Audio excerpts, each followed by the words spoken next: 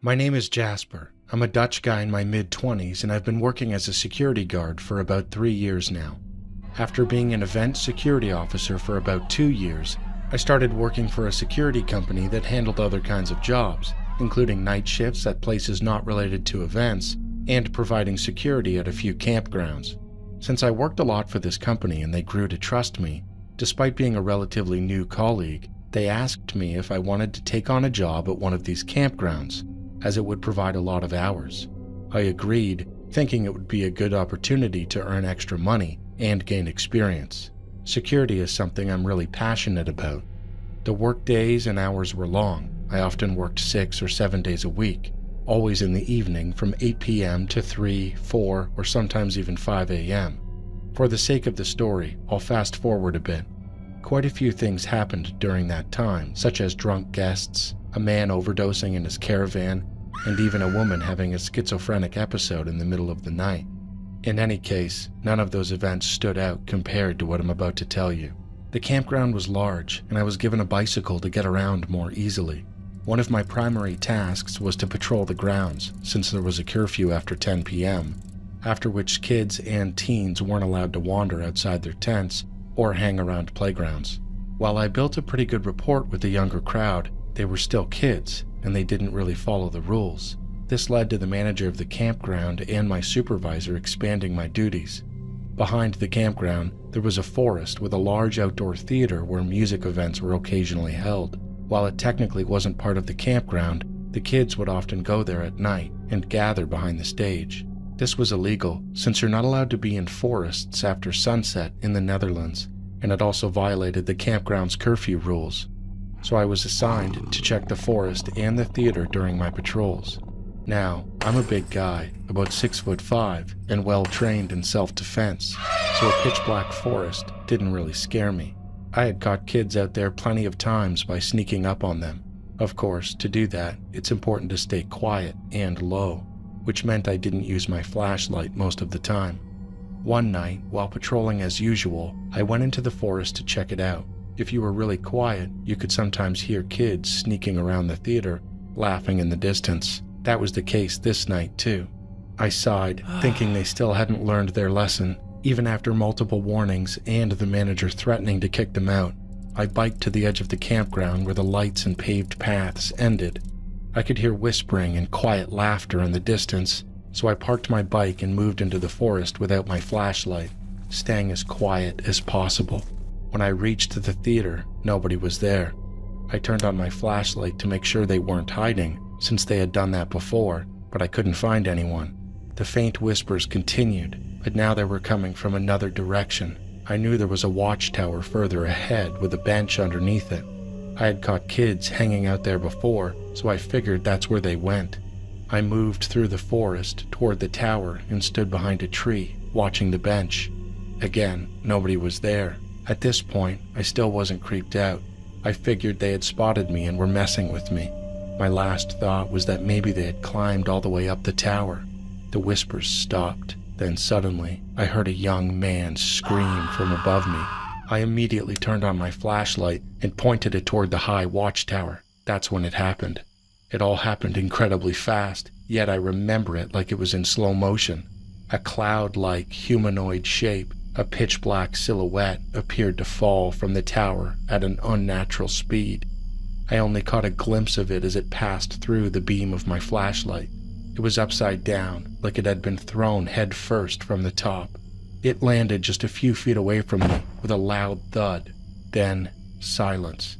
I froze, convinced I had just witnessed someone die right in front of me. I widened the beam of my flashlight and scanned the ground around the tower. There was nothing. No body, no sound, not even disturbed ground. My heart started pounding louder and louder as the forest grew completely still. At first, I thought I might have been hallucinating. I was exhausted from the long hours, and maybe it was just a shadow crossing my flashlight beam, creating an illusion. But that wouldn't explain the thud or the scream. I ran back to my bike and rode straight to the bar, where the entertainment team usually stayed late. I told them what happened, and one of the women took me outside. She told me that the year before I started working there, a teenage boy had fallen from that tower and died on the spot. They never found out if it was an accident or if someone pushed him. After that, I refused to go back into that area. The fear was so strong that I ended up faking my reports, lying about me having been to the forest to check. I still don't know if I was just hallucinating and imagining things, but I am a spiritual person, and this could truly have been the echo or even spirit of the boy.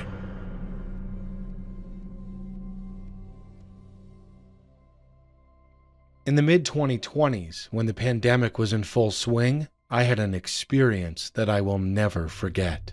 Honestly, it was a very brief moment, but that moment silenced all the doubts I had about ghosts and supernatural phenomena. I have loved horror content my whole life, from movies like Annabelle to creepy YouTube videos about supernatural rituals. I was fascinated and used to binge watch them. I even used to say that I wanted to see a ghost in real life, just once. But after that afternoon, I never had any of those thoughts again. It was around 3:30 p.m. that day, and it was raining. It was cloudy, dark, and quiet. My family had ordered groceries from a grocery chain called Big Basket. We had started using delivery since everyone had come to rely on online services due to COVID-19. Because of an address error, the delivery person told us to come out onto the street. My father went outside to pick it up and locked the front door. Only my mother and I were left at home.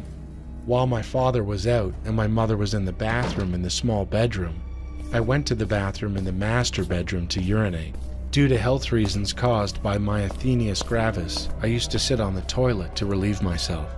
I was alone in the room and the door was unlocked. Sitting on the toilet, bored, I bent over slightly and peered under the bathroom door. Through the small gap, I could see the floor of the master bedroom. Suddenly, in an instant, I saw a gray cloth moving rapidly toward the small bed. It was a sight I had never seen. It was different from the color of any curtains or fabrics in the room. It wasn't a bed sheet either. Because of the height of the bed, I couldn't see the sheets through the gap. It also wasn't a mattress. It seemed like a stiff, thick piece of fabric, the kind you might see in a prison movie. I froze. I sat up straight, bewildered. Mom was in the bathroom in another room, and Dad wasn't home. Then, who or what was in the bedroom? With my heart pounding, I cautiously opened the door. There was no one there, and no cloth. I searched the entire room. I even called out to Mom several times. She only answered me much later. Dad finally got the groceries and came back inside. But that moment, that fleeting scene, came as a huge shock to me. To this day, no one believes me. They say it's just my imagination from watching horror movies. But I know what I saw, and that incident changed the way I think about ghosts forever. And I am still curious about what I saw that day. Was it an afterimage of a spirit, or was it something else? I want to keep my name private, so you can call me Crimson. I live in a small town, and I've been watching your videos for over 2 years now. Honestly, I never thought I'd end up having a story of my own to submit. This happened about a week ago. It was the final exam day of my senior year in high school. For some reason, all the students from my school had to take the exams at a different school. That school wasn't very big, just one 4-story building, and each floor had its own bathroom. It was the very last exam, and during the test I drank a lot of water. As soon as it ended, and I stepped out into the hallway, I suddenly really had to pee. I went to the girls' bathroom on my floor, but it was packed. I thought about going downstairs, but I figured it would probably be just as crowded. I was taking my exam on the 3rd floor, and I knew there weren't many students assigned to the 4th floor, so I decided to head up there instead. The 4th floor was completely dark, all the lights were off. Every classroom door was locked, and it was hard to see anything. At least it was daytime, so there was a little bit of light coming in through the windows. As I walked toward the bathroom, I thought I saw something out of the corner of my eye, but when I turned to look, there was nothing there. I wear glasses, and I sometimes misinterpret things, so I brushed it off and went inside.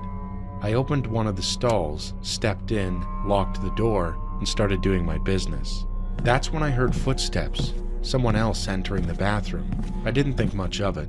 I assumed another student had the same idea I did and came up to the quiet 4th floor. A little while later, I finished, stood up, fixed my clothes, and flushed the toilet. When I turned around to open the stall door, something caught my eye. I could see feet through the gap under the door. Someone was standing right outside my stall. I thought about opening the door, but something deep in my gut told me not to. Then I slowly lifted my gaze, and for a split second, it looked like someone's head was rising above the top of the stall door, like they were trying to peer down at me. I remember thinking, there's no way someone that tall should exist. I wanted to tell them to leave. I wanted to say anything, but my throat locked up. All I could do was stare at the feet. They looked way too big to be normal, and whoever it was, they weren't wearing any shoes. The skin was extremely dark, almost black. I stood there for what felt like 5 minutes.